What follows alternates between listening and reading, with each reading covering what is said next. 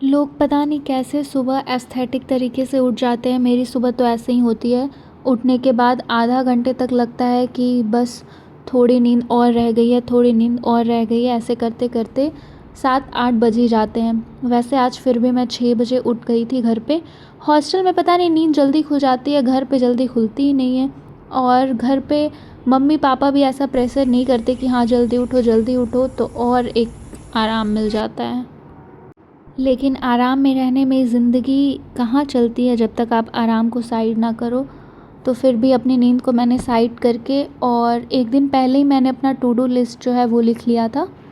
वैसे मैं complete 1 week का लिख चुकी हूँ कि 1 वीक मुझे क्या क्या टॉपिक कंप्लीट करने हैं। और मैं ये कोशिश कर रही हूँ कि अब हर दिन मैं सारे सब्जेक्ट को थोड़ा टाइम दूँ, सारे सब्जेक्ट को। नहीं तो हमेशा ये होता है कि कुछ ना कुछ सब्जेक्ट रह ही जाते हैं। तो सबसे पहले मैं करंट अफ़ेयर्स से ही स्टार्ट की थी, लेकिन करंट अफ़ेयर्स मैं 2025 वाला स्टार्ट की हूँ जनवरी से। उसके लिए मैं ये बुक यूज़ कर रही हूँ। तो इसमें सारा इन्फॉर्मेशन दिया हुआ है। तो स्टार्टिंग के पेजेस को अभी मैंने साइड कर दिया है। मैं सीधे स्टार्ट करूँगी यहाँ करंट अफ़ेयर्स 1 लाइनर से जनवरी से। और हर एक दिन, जैसे आज मैं जनवरी का करूँगी, कल फ़ेब का, इस तरीके से करूँगी। मुझे ऐसा लगता है कि अगर आप एक बार थ्योरी पढ़ लेते हो, उसके बाद आप वीडियोस देखते हो, तो वो ज़्यादा बेनिफिशियल होता है। क्योंकि एक बार आप पढ़ते हो और दूसरी बार जब वीडियोस देखते हो तो आपका रिवीजन हो जाता है।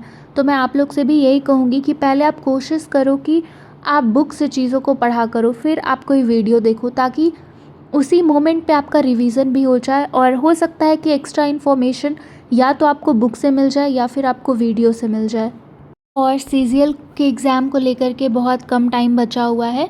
तो आप ये सिर्फ मत सोचो कि मुझे कल क्या करना है। आप कोशिश करो कि अगर हमारे पास सिर्फ 1 महीने टाइम है, तो उस 1 महीने टाइम को आप कैसे इंगेज करोगे। आपको उसमें अपनी वीक वाली टॉपिक भी कंप्लीट करनी है, आपको उसमें रिवीजन भी करना है। तो अगर आप सिर्फ एक दिन प्लान करके चलोगे तो शायद लास्ट तक कुछ चीज़ें छूट जाए। बट अगर आप 1 महीने का प्लान ले करके चलोगे और उसको फॉलो करोगे पूरी शिद्दत के साथ, तो लास्ट मोमेंट पे आपको ऐसा फ़ील नहीं होगा, रिग्रेट फ़ील नहीं होगा कि ये चीज़ रह गया मेरी तरफ से। बाकी तो फिर जो एग्ज़ाम में होगा वो देखा ही जाएगा। कभी कभी थ्योरी पढ़ते हुए माइंड में ये भी आता है कि कैसा एजुकेशन सिस्टम है कि हमें इन चीज़ों को इस तरीके से रटना पड़ रहा है, एक एक चीज़ को इस तरीके से रटना पड़ रहा है कि लोग इस चीज़ में इतने इंगेज्ड हो चुके हैं कि उनके अंदर जो स्किल्स है या फिर वो क्रिएटिविटी जो अपनी लाइफ में वो कर सकते हैं, वो नहीं कर पा रहे हैं। क्योंकि हमारे दिमाग में यही है कि हमें ये सिलेबस कंप्लीट करना है, हमें जॉब लेना है। तो शुरू से जो दिमाग में बैठ गया है, हम बस उसी वे में चल रहे हैं, और उसके कारण हम एक्स्ट्रा कुछ सोच ही नहीं पाते हैं। तो कहीं ना कहीं ये बहुत बड़ी डिमेरिट है। लेकिन उस डिमेरिट का कुछ नहीं कर सकते हैं। अगर हमने ये पाथ चूज़ कर लिया है, तो अब तो सेल्फ़ रिस्पेक्ट की बात है, हमारी भी और पेरेंट्स की भी। तो जॉब तो किसी ना किसी तरह लेना ही है। और यहाँ पे मैं ये बताना चाहूँगी कि आप लोग भी ये चीज़ कर सकते हो। अगर आपको जीआई टैग, फेस्टिवल, डांस, ये सब याद करने में बहुत टाइम लग जाता है और कन्फ्यूज़न बहुत होती है, तो आप इस तरीके से कर सकते हो। 2 दिन लेकर के चलो, या फिर अगर आपकी लर्निंग पावर जो है वो अच्छी है, अगर आप चीज़ों को जल्दी याद कर लेते हो, तो आप कोशिश करो कि एक दिन सिर्फ एक स्टेट को दो।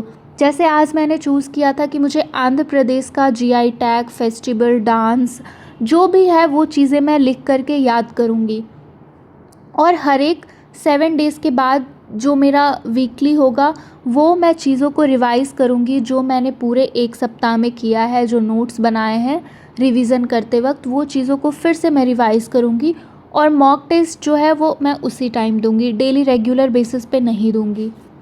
और पॉलिटी में आर्टिकल भी आप इस तरीके से याद कर सकते हो। आप हर एक दिन सिर्फ़ और सिर्फ 15 आर्टिकल याद करो अच्छे से, ताकि वो चीज़ दिमाग में रहे। प्यारा मौसम हो रखा है, इतना ज़्यादा प्यारा कि बस बहुत प्यारा हो रखा है। एक रील